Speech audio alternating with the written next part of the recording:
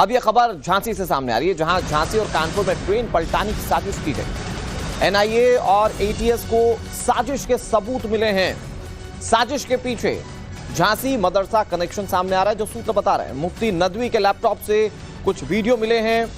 Videos के जरिए युवाओं का ब्रेन वॉश किया गया है, जो सूत्र बता रहे हैं। वीडियो के जरिए साजिश के लिए उकसाया गया।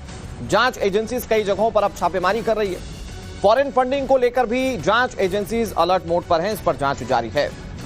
तो झांसी और कानपुर में ट्रेन पलटाने की साजिश के पीछे एनआईए और एटीएस को मदरसा कनेक्शन का सुराग मिल रहा है।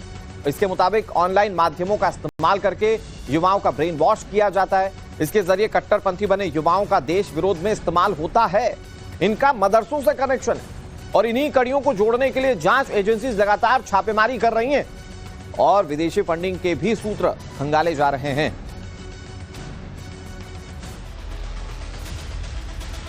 और चलिए बहुत जल्दी से अब आपको बताते हैं कि साजिश कैसे रची जाती है, ये मोडस ऑपरेंडी क्या है और मदरसे में बच्चों को कट्टरपंथी कैसे बनाया जा रहा है। दरअसल कट्टरपंथी युवाओं को भड़का रहे हैं कुछ लोग।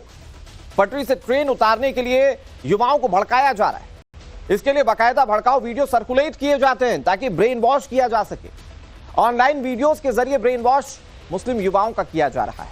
उनके दिमाग में जहर भरने की कोशिश है। हिंदुओं के खिलाफ वारदात को अंजाम देना उनका मकसद होता है। ऑनलाइन नेटवर्क के जरिए जिहादी तैयार करने की एक बड़ी साजिश है। साजिश के टूल में स्थानीय कनेक्शन की भी आशंका है। हो सकता है कि इसमें स्थानीय लोग साथ दे रहे हों, क्योंकि कई बार यह देखने को मिला है कि जो साजिशें हुई हैं वो क्रॉस बॉर्डर हुई हैं, लेकिन देश में बैठे कुछ लोग क्रॉस बॉर्डर साजिशें रचने वाले लोगों का साथ देते हैं और अब इसको इन्वेस्टिगेट किया जा रहा है।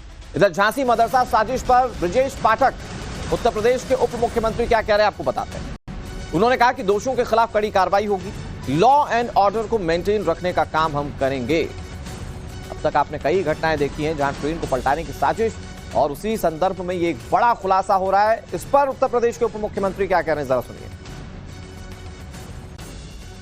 साजिश का खुलासा हुआ है कि जो ट्रेन डिले हो रही थी, देखिए उसकी वो एक बड़ी कॉन्स्पिरेसी थी। हमने बार बार कहा कि हर स्थिति में लाइन ऑर्डर को मेंटेन करेंगे। जांच एजेंसियां विभिन्न पहलुओं पर लगातार जांच करती रहती हैं और जब भी तथ्य प्रकाश में आते हैं कहीं कानून का उल्लंघन हुआ है तो कड़ी कार्रवाई करते हैं।